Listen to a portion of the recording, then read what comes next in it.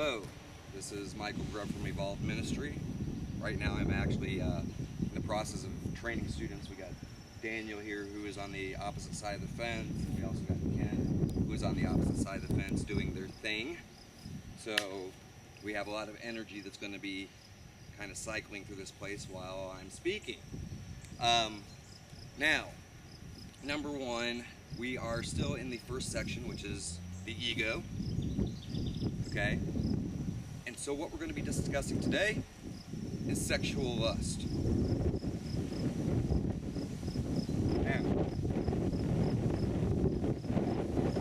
there is an inherent reason why sexual lust obviously exists. And if we look at the biological aspects, it's basically our genetics telling us that a particular person is attractive.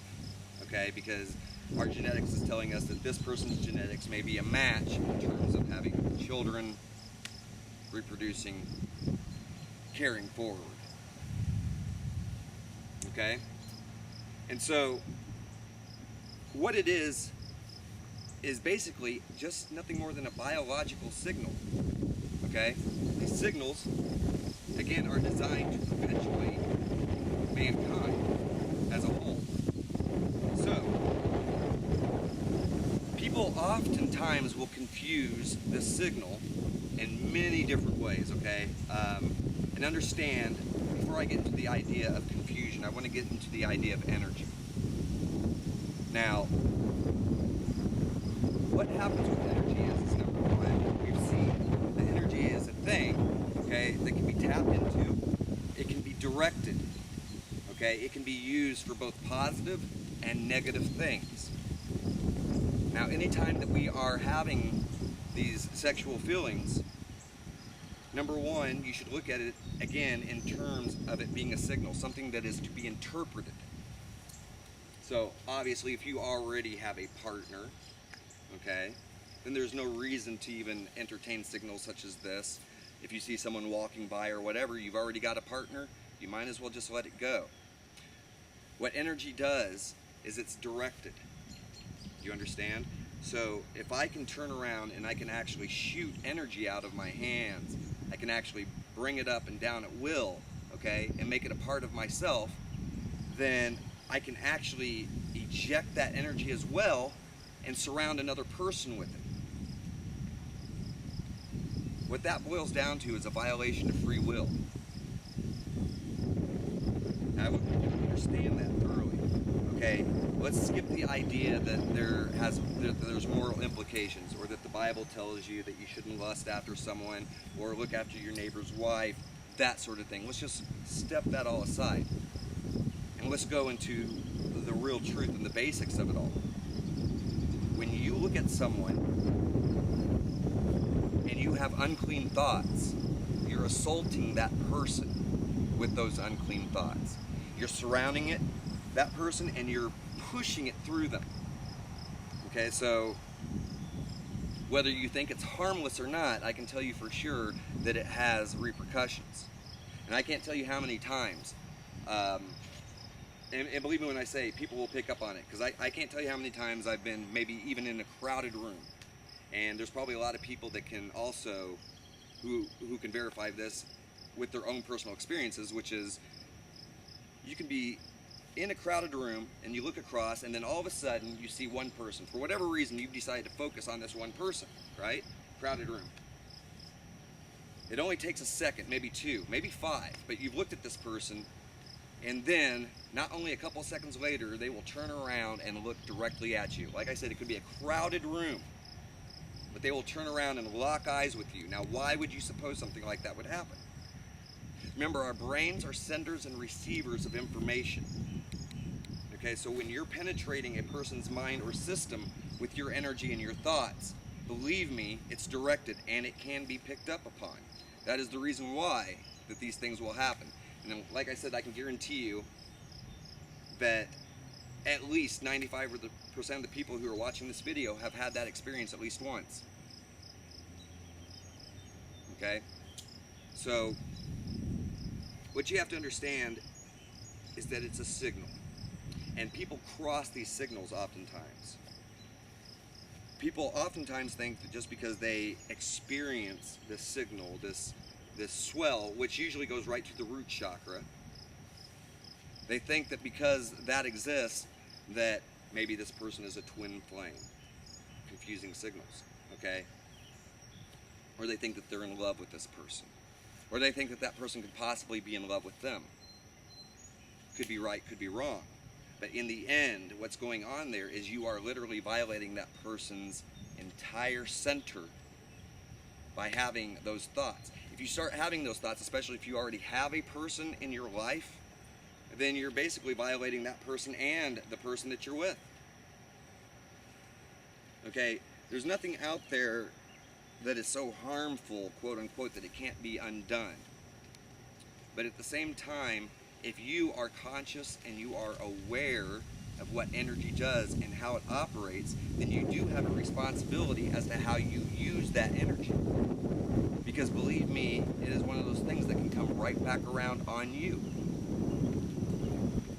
Now, of all the times that I had looked at a girl thinking unclean thoughts, and all the times that I've had those experiences, I've also had the same thing happen to me.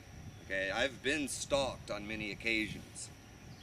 I've never actually stalked a person ever, but I can tell you for sure I've had unclean thoughts about women. Okay, when I was younger, that was the thing that I primarily did. And then later on, things would happen and unravel in my life, which would show me that the things that I did had repercussions.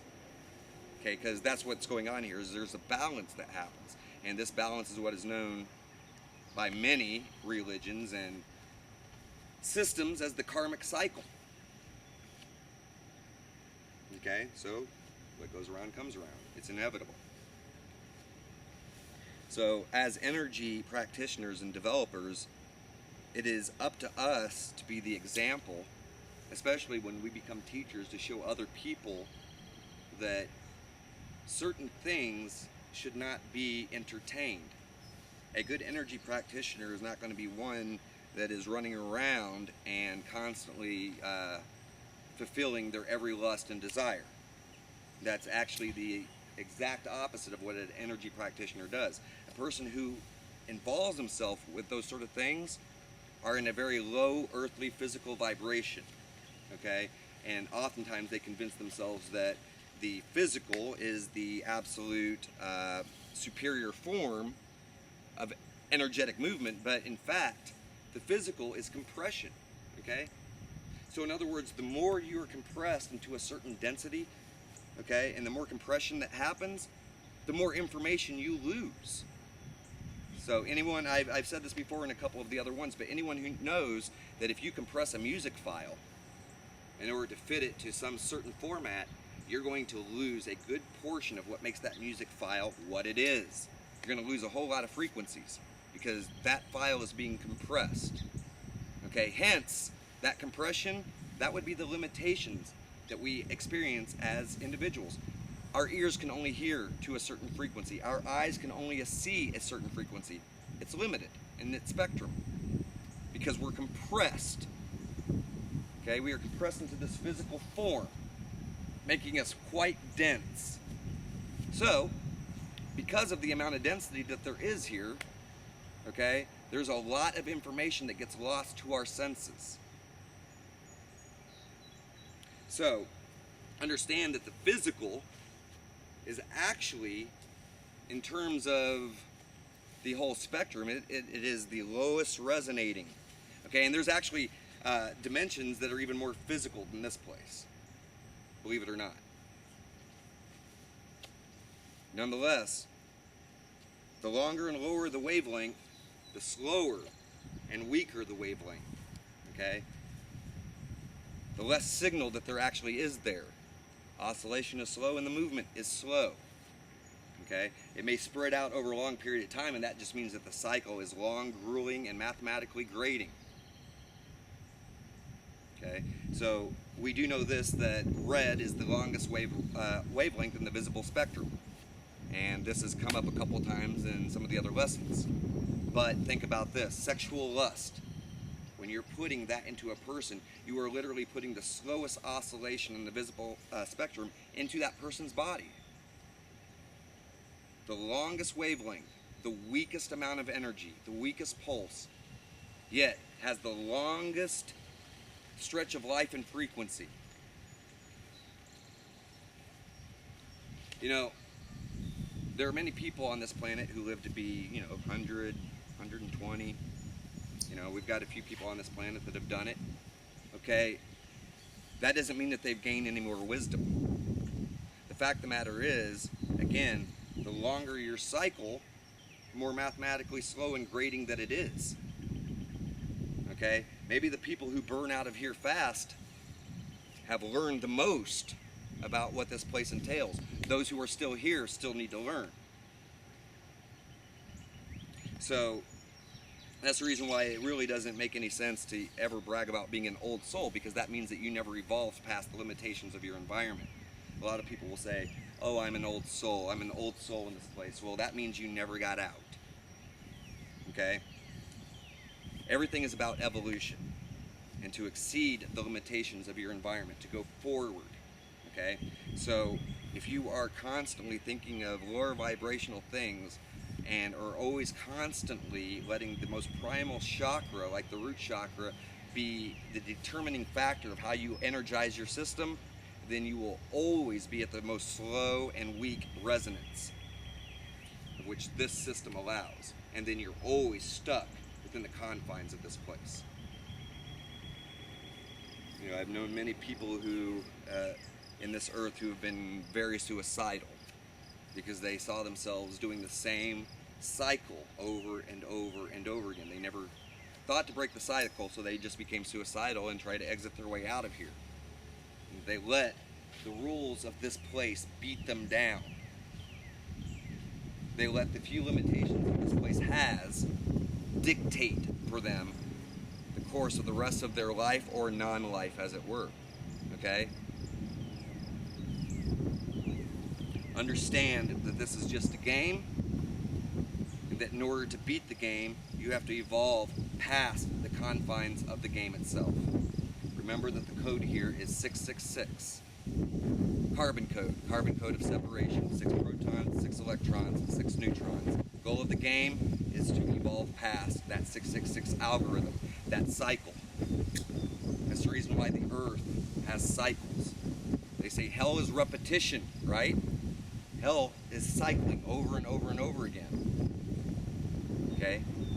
We live in a universe where the sun has cycles, the earth has cycles. All of the other planets that orbit the system, the other electrons that orbit around the sun, okay, they all have cycles. We have weather cycles, and then we have people who fall into their own cycles. Take a look at what nature does. Nature goes in cycles, okay? Whether it be ants who serve the queen bee, or bees that serve the queen bee, okay? Ants actually serve the queen ant, but you know what I'm saying. One way or the next, this place is running cycles. And the people who are in this place on a planet that runs cycles are also running those same cycles. So, what is the name of the game? To break the cycle. To start something new. To create something brand new. Otherwise, you loop yourself and you do it all over again. Okay? So, keep in mind that when we focus our lusts, okay, when we focus our unclean thoughts on other people, that we are passing those unclean thoughts into those people. Okay, it's a violation of free will. It's a violation of humanity in general. Now, it's okay to still have your lusts for your partner, because that shows that you two are still romantically involved or whatever. And always remember that I have made a distinction between unconditional love and romantic love. That will also be part of the lesson context here shortly. So understand that there is a big difference between those two. Unconditional love means you unconditionally love everything without any condition attached. Romantic love has a lot of conditions attached, but unconditional love does not. Unconditional love exists outside of the idea that your rules apply to anything. Okay, I unconditionally love my dog. I unconditionally love my mother. I unconditionally love my friends. Okay? There's no sexual intercourse or thoughts or anything that goes in between any of that. unconditional love is, again, unconditional. It has nothing to do with the root chakra, okay? And it has nothing to do with sexuality. It has everything to do with accepting everything for who and what they are. Michael Grubb from Evolved Ministry, thank you very much for your time. Enjoy.